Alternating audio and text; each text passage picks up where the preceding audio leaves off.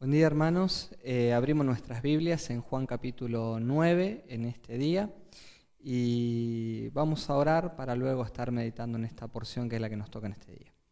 Señor, te agradecemos por tus bondades y misericordia, porque cada familia está reunida en su hogar para hacer un culto en tu nombre y ahora escuchar tu palabra. Háblanos, Señor, por medio de ella, que tu Espíritu ponga gracia en cada uno de nosotros para atesorar tu palabra en nuestros corazones y que ésta produzca fruto. Lo pedimos en tu nombre, Jesús. Amén. Bueno, mis queridos hermanos, hoy nos toca compartir, como decíamos, el capítulo 9. Es un pasaje un tanto extenso porque tiene 41 versículos y es una narrativa, básicamente, este pasaje donde se encuentra la historia completa, donde un ciego recibe la vista. Y me pareció que no sería bueno segmentarla. Entonces, a diferencia de otras ocasiones donde leemos el texto corrido y luego vamos meditando y llegamos al final para aplicar la historia, en esta ocasión vamos a ir leyendo por porciones y haciendo aplicaciones intermedias debido a la magnitud o la extensión del pasaje. En esta mañana nosotros vamos a tocar 3 puntos básicos. En primer lugar, el milagro físico que el Señor hace. En segundo lugar, la controversia y el interrogatorio que genera este milagro. Y en tercer lugar, la confesión y el verdadero milagro. Estos son los 3 tópicos que yo dividí dentro del pasaje. Entonces comenzamos con el primer punto, que es el milagro físico. El milagro físico empieza en el versículo 1 diciendo que al pasar Jesús vio a un hombre que era ciego de nacimiento. Yo estoy leyendo de la versión de la Biblia de las Américas. Recordemos que al terminar el capítulo 8, versículo 59, se nos dice que entonces tomaron piedra para tirárselas, pero Jesús se ocultó y salió del templo. Les hago este recordatorio porque terminó el capítulo anterior Jesús escapando de los religiosos que querían matarlo. Pero aún en su salida es notable que se detuvo, dice, cuando vio a un hombre que era ciego de nacimiento. Una vez más, vemos cómo Jesús muestra su compasión por aquellas personas que sufren. Sabiendo que a él lo buscaban para apedrearlo, igual se detuvo y dedica tiempo a este hombre que está ciego de nacimiento. Es interesante porque una persona con capacidades diferentes en aquella época prácticamente estaba condenada a la mendicidad. Y vemos que era un mendigo por lo que nos dice Juan capítulo 9, versículo 8. Dice entonces los vecinos y los que antes le habían visto que era mendigo decían, ¿no es este el que se sentaba y mendigaba? Es decir, que el versículo 8 nos dice que aparte de ser ciego, estaba mendigando. Y esto es similar a lo que vemos en Hechos capítulo 3, cuando aparece aquel cojo que está sentado en el templo, en la puerta que se llama La Hermosa, también mendigando. Entonces era algo muy común para la época. Gracias a Dios, hoy en día, las personas con capacidades diferentes tienen muchísimos recursos para poder desarrollarse, desenvolverse en una forma extraordinaria, tanto que son muy productivos en cualquier campo y muy útiles. Pero en aquel tiempo esta no era la misma realidad y sus discípulos, los discípulos del Señor, tenían en mente algunos conceptos un poco errados. Versículo 2, note que ellos le preguntaron diciendo, Rabí, ¿quién pecó? ¿Este o sus padres para que naciera ciego? Es decir, que los discípulos relacionan en sus mentes pecado con enfermedad y con sufrimientos. En un sentido general, podríamos decir que después de la caída trajo aparejado como consecuencia enfermedades, sufrimientos y trajo muerte al mundo. Pero para los discípulos había solo 2 posibilidades por la cual este hombre era ciego. O había pecado él antes de nacer, o habían pecado sus padres.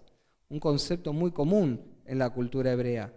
Por supuesto que hay pecados que verdaderamente van a traer consecuencia a nuestra vida y van a generar enfermedad. Por citar un ejemplo, una persona que es alcohólica es probable que contraiga en el tiempo una cirrosis. O un fumador compulsivo es muy posible que en el tiempo tenga cáncer de pulmón o EPOC.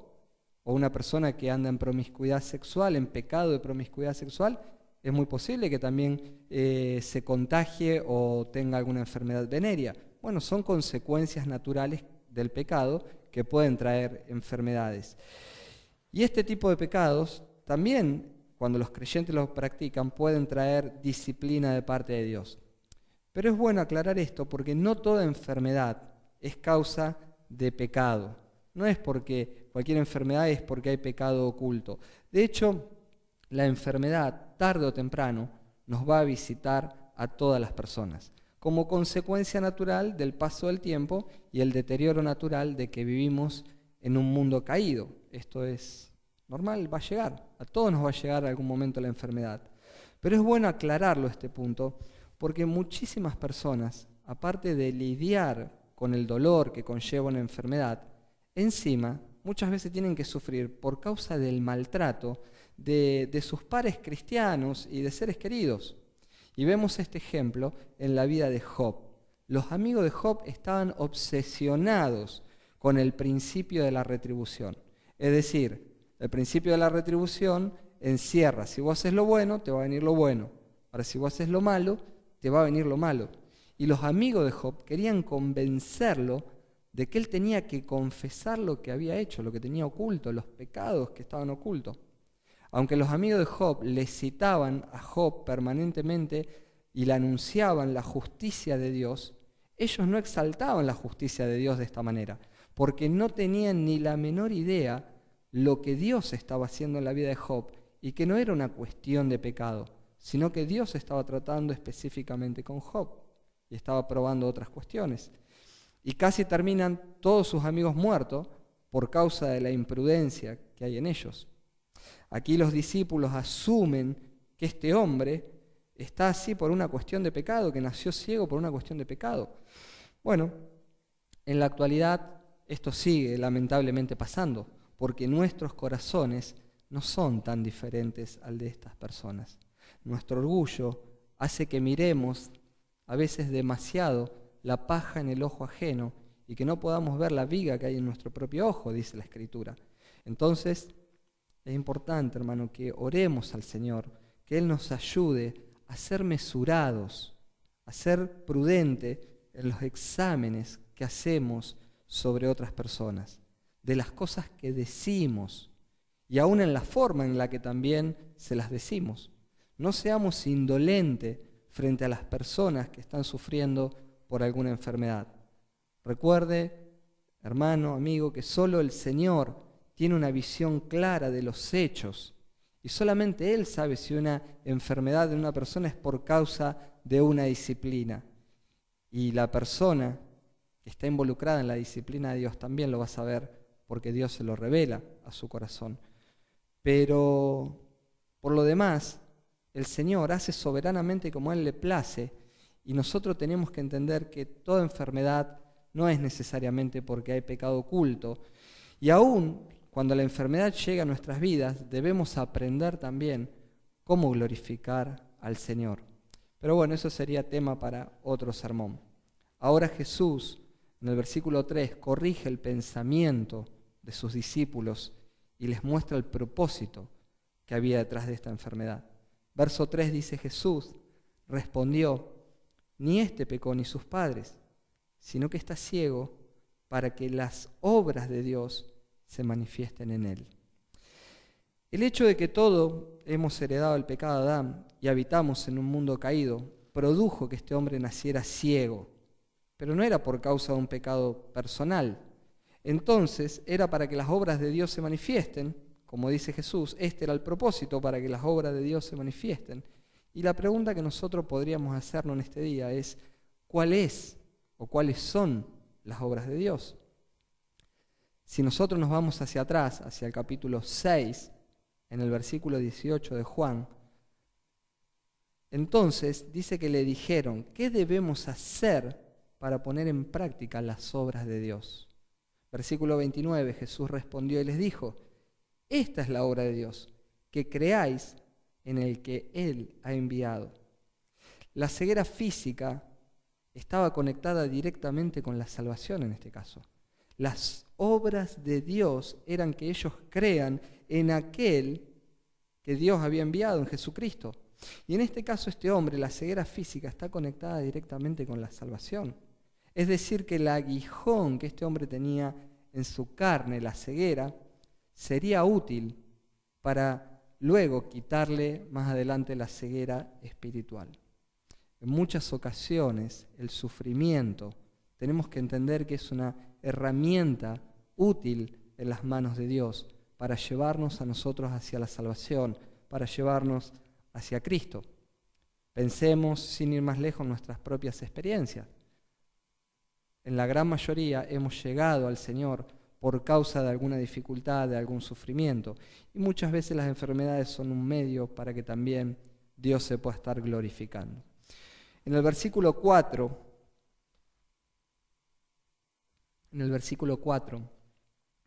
el Señor les dice a sus discípulos: nosotros debemos hacer las obras del que me envió mientras es de día.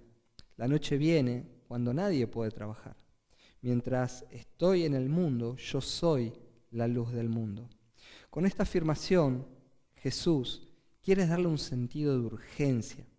Recordemos que estamos en un contexto donde en ese momento no existía la luz eléctrica, ni mucho menos. Entonces todo lo que se hacía debía hacerse durante el día, mientras estaba la luz del día. Y a las 6 de la tarde ya prácticamente decaía todo y se acababan las labores. Entonces Jesús trata por medio de esta expresión de mostrarles el sentido de urgencia, la celeridad con la que tenían que trabajar antes del anochecer. Jesús sabe muy bien que está a 6 meses prácticamente de su crucifixión y tenía que cumplir con la obra de aquel que lo había enviado, que era predicar el evangelio del reino y llamar a las personas al arrepentimiento. Jesús les dice a sus discípulos: vamos a acelerar porque tengo una obra que hacer, porque yo soy la luz del mundo. Jesús era la única esperanza para este mundo que anda en tinieblas. Esto es lo que le está diciendo. La versión 60 no utiliza el plural como la Biblia de las Américas. En la Biblia de las Américas dice: nosotros debemos hacer las obras de Dios. En cambio la versión 60 dice: me es necesario hacer la obra. Pero técnicamente es correcto utilizar el plural, como lo pone Biblia de las Américas, como ya traduce NBI o NTV, que lo ponen muy bien utilizando el plural, porque está hablando de una obra que empezó Jesús, porque verdaderamente Jesús es la luz del mundo, pero era una obra que tenían que continuar los apóstoles y la iglesia tenía que continuarla hasta el día de hoy mientras esperamos al Señor. Pero también, por eso también se espera de nosotros que sigamos trabajando con celeridad, con prontitud en la obra del Señor, predicando el evangelio entre los perdidos.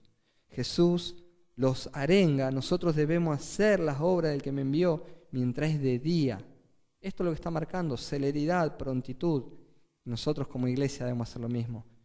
Llevar, compartir el mensaje del evangelio con los perdidos con celeridad. Versículo 6. Dice la Escritura: habiendo dicho esto, escupió en tierra e hizo barro con la saliva. Y le untó el barro en los ojos y le dijo: ve y lávate en el estanque de Siloé, que quiere decir enviado. Él fue, pues, y se lavó y regresó viendo. Vemos a Jesús usando un método poco convencional. Para algunos tal vez podríamos decir, como que da un poco de asquito pensar que con la saliva, con un escupitajo hizo barro ahí, se lo pasó por los ojos. No suena muy atractivo, muy agradable. Y hay varias interpretaciones, si usted lee comentarios al respecto, donde son interpretaciones tal vez muy alegóricas y subjetivas. Algunos hasta conectan este barro con el hombre que fue hecho tomado del polvo de la tierra. Bueno, es todo muy subjetivo. Verdaderamente cuando la Biblia calla, nosotros también debemos callar. No sabemos verdaderamente por qué el Señor hizo esto. Lo cierto que le plació hacerlo de esta manera y ya. No conviene estar especulando con estas cosas. Lo que sí está claro, que esta era otra señal como nos dice Juan, capítulo 20, versículo 31, y lo venimos repitiendo vez tras vez, era otra señal, otro milagro, para que ellos puedan creer que Jesús era el Hijo de Dios y que creyendo en Él tengan vida eterna. Esta era la idea. El Señor mismo cita en Lucas capítulo 4, versículo 18, al profeta Isaías, una profecía que hablaba sobre el mismo Jesús. Y el Señor, puesto en pie en el lugar de reunión, cita el texto de Isaías diciendo: el Espíritu del Señor está sobre mí, porque me ha ungido para anunciar el Evangelio a los pobres. Me ha enviado para proclamar libertad a los cautivos y la recuperación de la vista a los ciegos, para poner en libertad a los oprimidos, para proclamar el año favorable del Señor.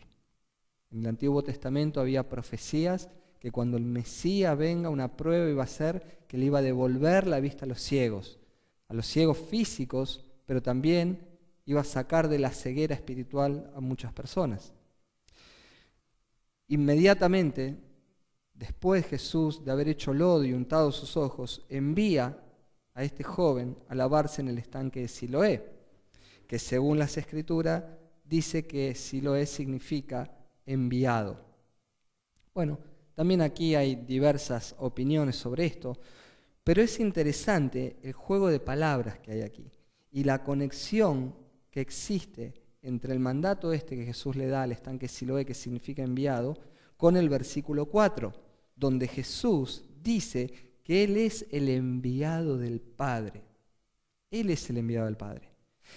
Y así como el agua del estanque podía lavar el rostro de este joven, y después de eso este joven regresó viendo, solo el verdadero enviado de Dios puede darle visión, tanto física como visión espiritual, a las personas que están cegadas por el pecado. Este es el gran punto, ¿no? Como segundo punto, en esta mañana podemos ver la controversia y el interrogatorio que genera el milagro hecho por el Señor.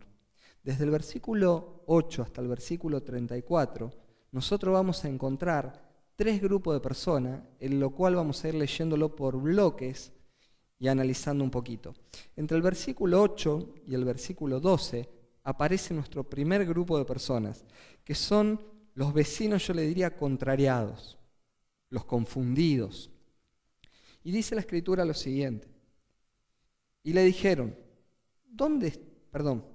versículo 8 dice lo siguiente: entonces los vecinos y los que antes le habían visto, que eran mendigos, decían, ¿no es este el que se sentaba y mendigaba? Unos decían, Él es, y otros decían, no, pero se parece a Él. Él decía, yo soy. Entonces le decían, ¿cómo te fueron abiertos los ojos? Él respondió, el hombre que se llama Jesús hizo barro y lo untó sobre mis ojos y me dijo, ve al Siloé y lávate. Así que fui, me lavé y recibí la vista. Y le dijeron, ¿dónde está él? Él dijo, no sé. Es interesante porque aquí aparece el primer grupo, que eran aquellos vecinos que estaban contrariados, que estaban confundidos. Estas personas ahora veían algo raro en aquel joven que había sido ciego. Aunque los conocían de toda la vida, después del toque que Jesús hizo en esta persona, su vida había cambiado. Y cuando Jesús toca a alguien, su vida verdaderamente cambia. Y no quiero abusar de espiritualizar el pasaje, pero es interesante que cada vez que Jesús toca una vida, la vida es transformada y muestra evidencia de cambios al punto tal que muchas de las personas que nos rodean empiezan a confundirse y empiezan a estar contrariadas. Yo no sé si a usted le pasó o si alguna vez escuchó, pero ¿qué te hicieron? ¿Qué es lo que te pasa? ¿Quién fue el que te lavó la cabeza? Este concepto muchas veces flota. Como dije antes, no quiero abusar de espiritualizar el pasaje, pero aunque todas estas personas dudaban, el que había sido ciego verdaderamente daba testimonio de quién era él y de lo que había pasado en su vida. Mientras ellos dudaban, ¿es? ¿No es? Él dice, sí, yo soy. Y da testimonio de lo que había pasado ahora en su vida. A partir del versículo 13 hasta el versículo 17 aparece nuestro segundo grupo, el grupo de los religiosos y legalistas, podríamos decirle. El versículo 13 dice: llevaron ante los fariseos al que antes había sido ciego. Y era día de reposo, el día en que Jesús hizo el barro y le abrió los ojos. Entonces los fariseos volvieron también a preguntarle cómo había recibido la vista. Y él les dijo: me puso barro sobre los ojos y me lavé y veo. Por eso algunos de los fariseos decían: este hombre no viene de Dios, porque no guarda el día de reposo. Pero otros decían: ¿cómo puede un hombre pecador hacer tales señales? Y había división entre ellos. Entonces dijeron otra vez al ciego: ¿qué dices tú de él, ya que te abrió los ojos? Y él dijo: es un profeta. Bueno, en esta porción vemos cómo aparece el segundo grupo de personas, aquellos que son religiosos y legalistas. Estas personas, lejos de sentir compasión por el sufrimiento ajeno y de alegrarse por el milagro que ha recibido verdaderamente este hombre que estaba sufriendo y mendigando, ahora comienzan a buscar el culpable de esta sanidad. Ellos lo único que les preocupa en definitiva es que se quebrantó el día de reposo, como dice el versículo 14. Esta es su única preocupación. Y no es la primera vez que Jesús hace un milagro en el día de reposo. Pero en la mente de estos legalistas seguramente está el Sabbat. Ha sido quebrantado. Y para ellos ha sido quebrantado doblemente. En primer lugar, porque Jesús los sanó en día de reposo. Algo que la ley no prohibía. Simplemente era una mala interpretación la que ellos estaban haciendo de la ley. Pero no solamente están enojados porque los sanó, sino dije doblemente enojado porque aún dentro de sus tradiciones y costumbres humanas que no estaban en la ley, así como agregaban cosas, cuántos pasos podía caminar una persona en el día de reposo, también sus costumbres y sus tradiciones decían que si una persona escupía o salivaba en tierra y la tierra se abría, se hacía un hoyo, un surco, eso era considerado trabajo y por lo tanto era un pecado. Imagínense que Jesús salivó en tierra y ahora se pone con el dedo a hacer un poco de barro. Ya estaba haciendo horas extra de trabajo para ellos. Para los legalistas, siempre las cosas más importantes son las cuestiones de tradiciones. Para los legalistas lo más importante son sus interpretaciones de las cosas. Siempre los legalistas están mirando cosas externas en vez de oír la voz de Jesús, en vez de examinar sus corazones después de oírla a Jesús y acercarse a Él para recibir salvación. Por eso Jesús siempre puso el énfasis en el tema del corazón y no en las cosas externas a las que ellos se encontraban siempre aferrados. Pero no debemos nosotros sorprendernos de la actitud de estas personas, porque en la actualidad esto sigue aconteciendo. Esto sigue pasando en la actualidad.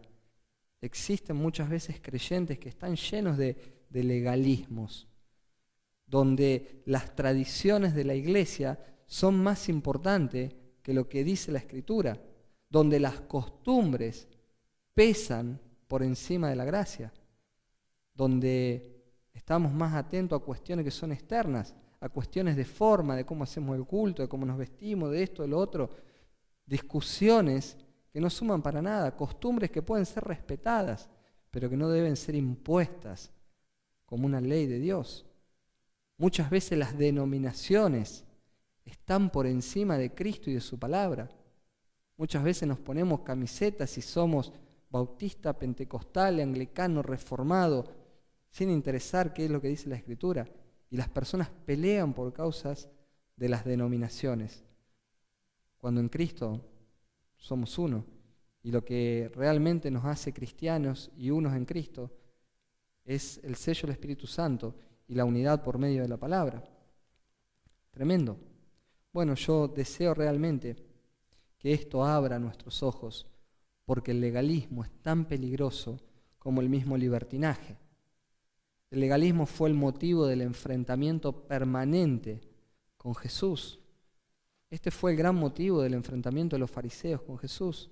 Y nunca les permitió a los fariseos poder acercarse y tener una relación íntima con Jesús.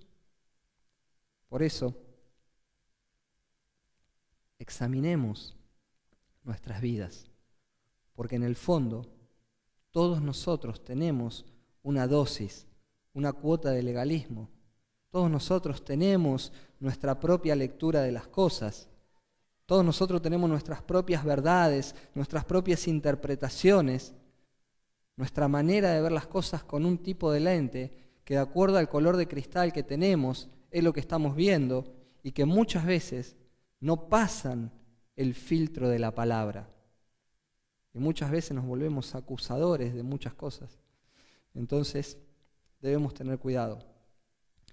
A partir del versículo 18 hacia el versículo 23 aparece el tercer grupo de personas que tenemos, que son los padres de este joven. Y los padres de este joven yo los definiría como personas temerosas de los hombres. Versículo 18 al versículo 23 dice lo siguiente: entonces los judíos no le creyeron que había sido ciego y que había recibido la vista hasta que llamaron a los padres del que había recibido la vista. Y le preguntaron diciendo: ¿este es vuestro hijo, el que vosotros decís que nació ciego? ¿Cómo es que ahora ve? Sus padres entonces le respondieron y dijeron: sabemos que este es nuestro hijo y que nació ciego. Pero ¿cómo es que ahora ve? No lo sabemos. ¿O quién le abrió los ojos? Nosotros no lo sabemos. Preguntadle a él. ¿Edad tiene? Él hablará por sí mismo. Sus padres dijeron esto porque tenían miedo a los judíos, porque los judíos ya se habían puesto de acuerdo en que si alguno confesaba que Jesús era el Cristo, fuera expulsado de la sinagoga. Por eso sus padres dijeron: ¿edad tiene? Preguntadle a él. Bueno, en esto vemos claramente, por lo que dice el versículo 22, que ellos tenían miedo de los judíos. Tremendo. Es impresionante esto, porque en vez de sentir gozo por el milagro que ha experimentado su hijo, en vez de sentirse felices y llenos de gratitud hacia la persona de Jesús, el deseo de conocer a Jesús, aquel que favoreció con un milagro a su hijo, de encontrarlo y poder honrarlo de alguna manera, no sé, invitándolo a comer a su casa, llevándole un regalo por gratitud nomás. En vez de esto, estas personas tienen miedo de los judíos y tienen tanto miedo que no se animan ni siquiera a defender a su propio hijo, aún sabiendo del beneficio que acaba de recibir este muchacho, de la bendición que acaba de recibir este muchacho. Pero, de nuevo, el punto para aplicar es que nosotros no somos mejores que ellos. Muchas veces somos iguales. Muchas veces tenemos miedo. Pensamos que si confesamos a Jesús y queremos obedecerle de todo corazón, ¿qué va a pasar con nosotros? ¿Qué van a decir de nosotros? ¿Qué van a pensar de nosotros? ¿Será que se van a burlar de nosotros? ¿Nos pondrán en ridículo? ¿Cómo nos van a tratar? Tenemos miedo muchas veces de quedar mal. Nos da miedo muchas veces salir de nuestra zona de confort y muchas veces, en muchas ocasiones, callamos verdaderamente quiénes somos y a quién seguimos.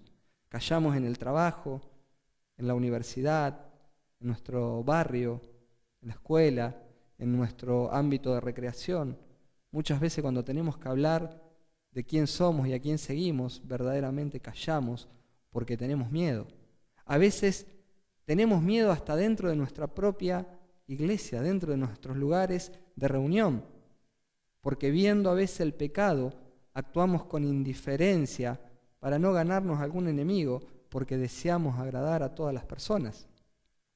Bueno, esto se llama temor a los hombres.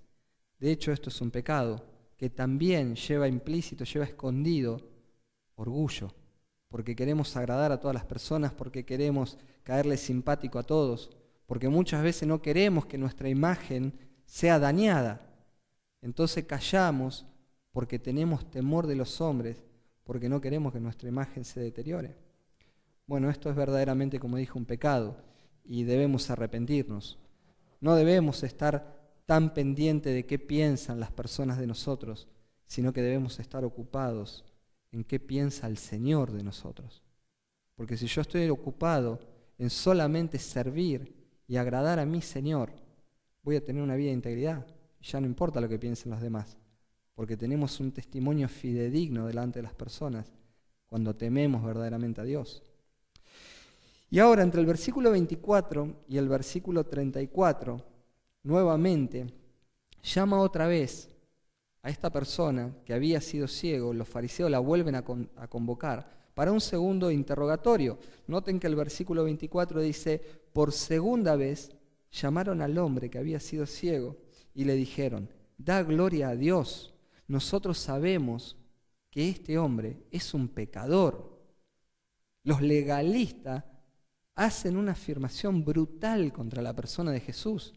Ellos dicen: este hombre que te sanó es un pecador, dale la gloria a Dios, porque nosotros sabemos que es un pecador.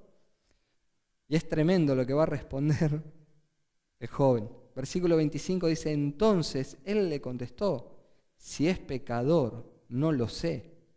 Una cosa sé, que yo era ciego y ahora veo.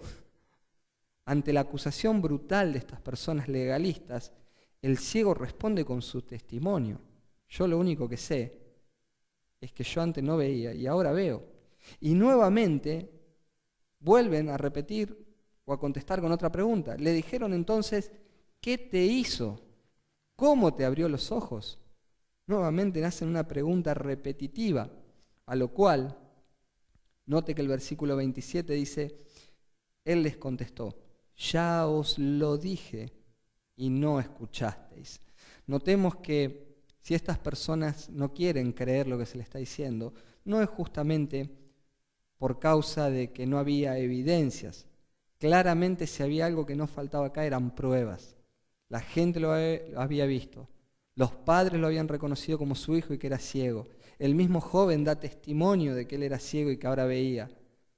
Entonces, si estas personas no creen y no quieren escuchar, no es por falta de evidencia, sino por la dureza de sus corazones.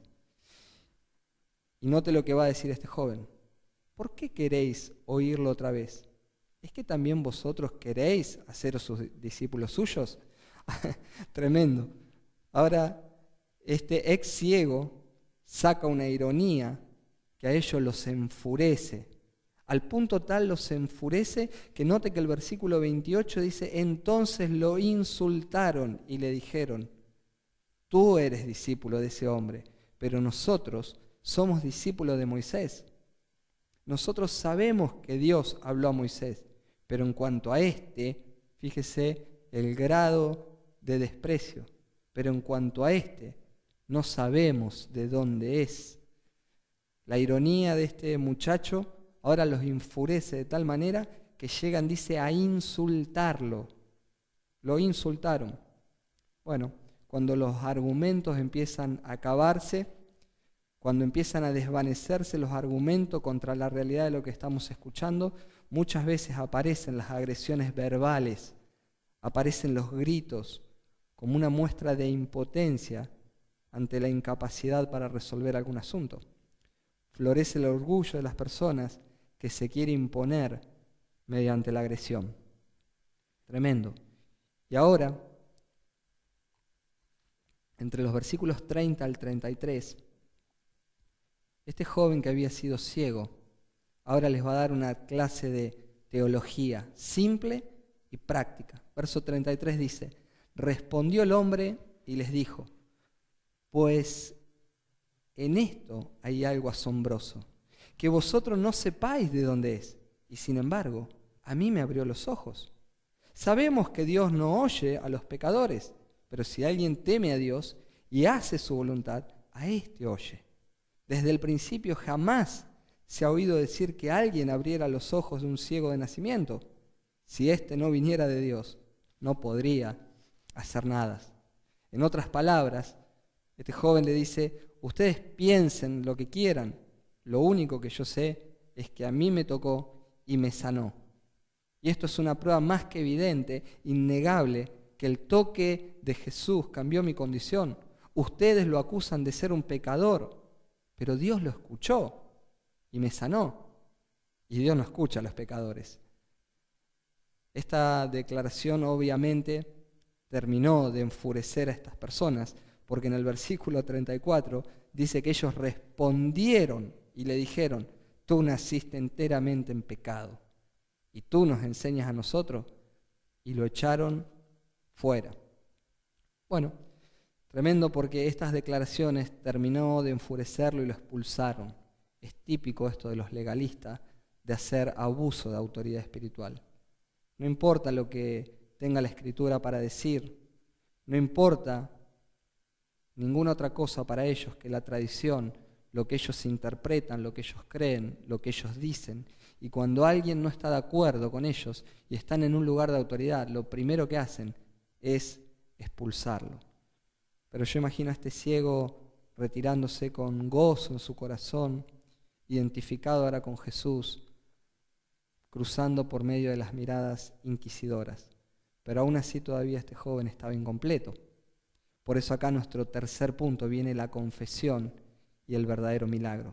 Entre el versículo 35 y el 41 se nos dice que ellos expulsaron a esta persona, pero note que dice el verso 35, Jesús oyó decir que lo habían echado fuera y hallándole le dijo: ¿crees tú en el Hijo del Hombre?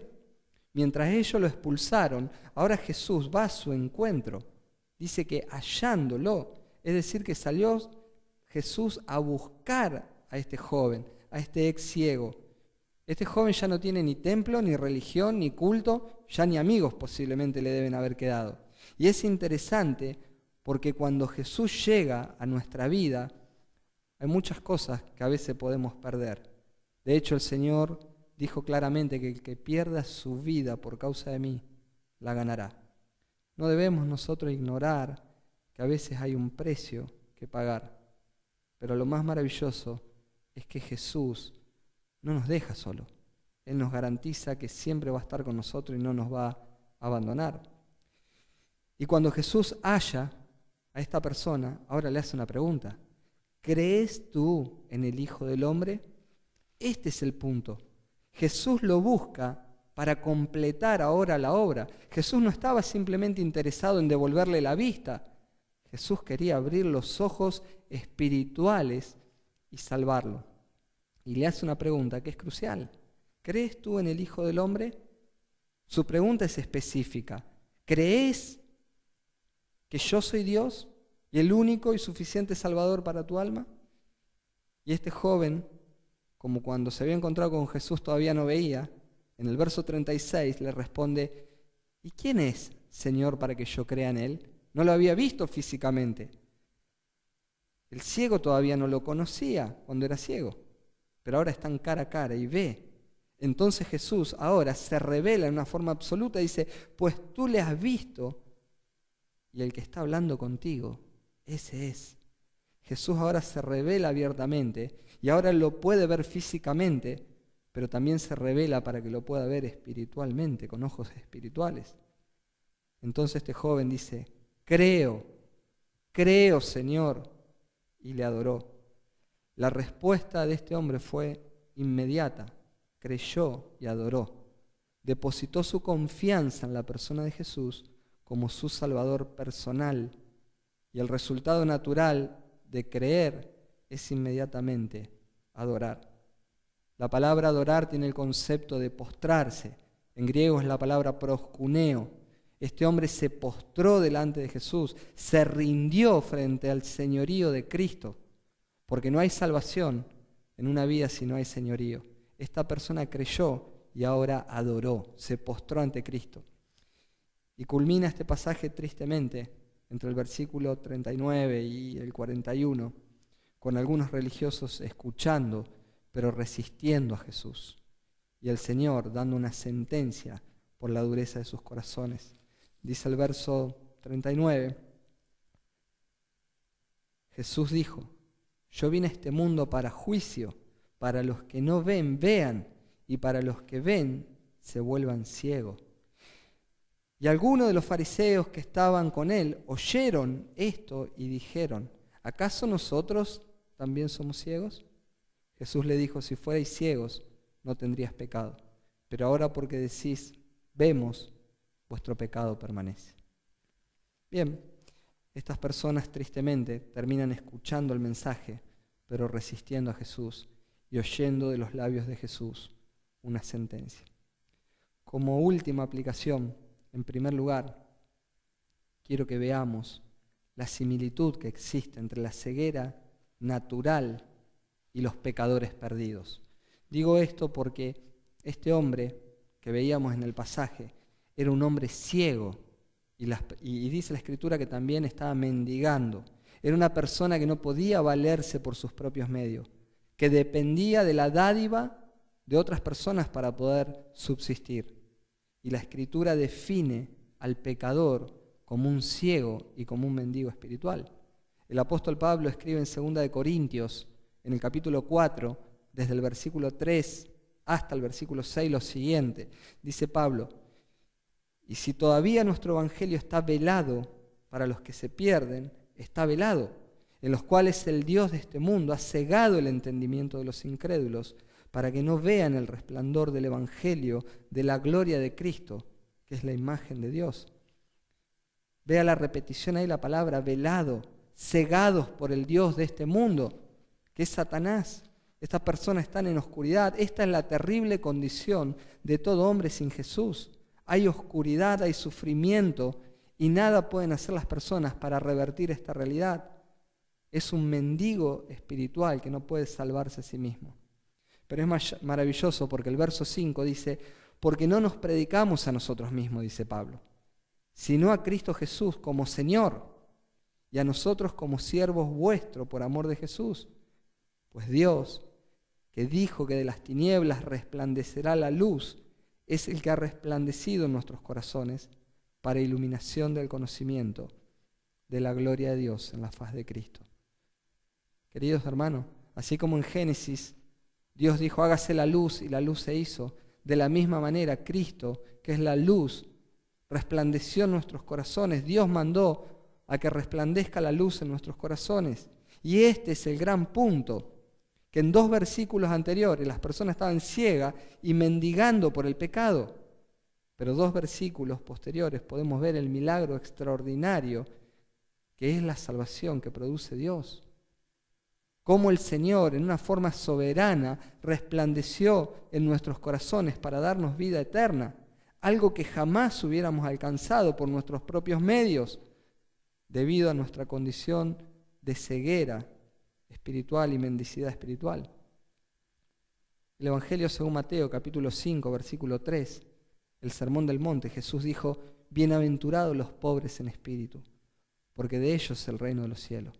La palabra pobre ahí es la palabra tojos en griego, y tiene el concepto de mendigo, de una persona que no puede vivir por sí misma, necesita de la dádiva de otro que lo ayude para poder sobrevivir.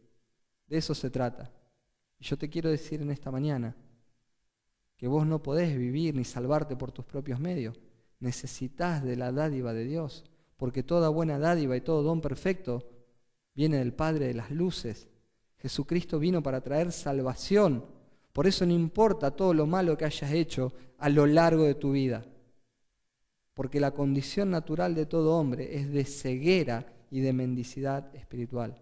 Pero Jesucristo ofrece gracia y perdón de pecados, aún al más vil pecador, si viene a Él en arrepentimiento y en fe. Y quiero que medites en esto. No hay pecado que hayas cometido que Jesucristo no pueda perdonarte si venís a Él en arrepentimiento y en fe. Vamos a llegar por hoy hasta aquí. Esto es lo que te quiero dejar y vamos a orar por lo que hemos compartido. La salvación está disponible. Lo único que necesitas es reconocer tu condición de pecador, reconocer que Jesucristo es Dios hecho hombre, que vivió una vida perfecta, que murió en la cruz del Calvario, que la ira de Dios fue derramada sobre Él para ocupar tu lugar, para salvarte, para redimirte. Y lo único que necesitas ahora es creer en Jesucristo como tu Señor y tu Salvador. Oramos a Dios. Señor, te damos muchísimas gracias por tu palabra. Gracias, Señor, porque en otro tiempo vivimos como mendigos y ciegos espirituales. Pero la obra de la cruz, tu amor por nosotros, Señor, nos llevó hacia Jesucristo. Gracias porque la obra de la cruz, Señor, nos redimió del mal en que vivíamos, de la oscuridad en la que vivíamos. Y hoy tenemos el privilegio de ser tus hijos. Pero también, Señor, líbranos en nuestro caminar aquí en la tierra de la religiosidad, del legalismo. Líbranos, Señor, del temor a los hombres, como veíamos hoy en tu palabra. Líbranos de toda controversia y confusión. Y ayúdanos para que nuestra vida sea un testimonio vivo de la gloria de tu nombre, Señor. Te damos muchas gracias y te pedimos esto en el nombre de Jesús. Amén.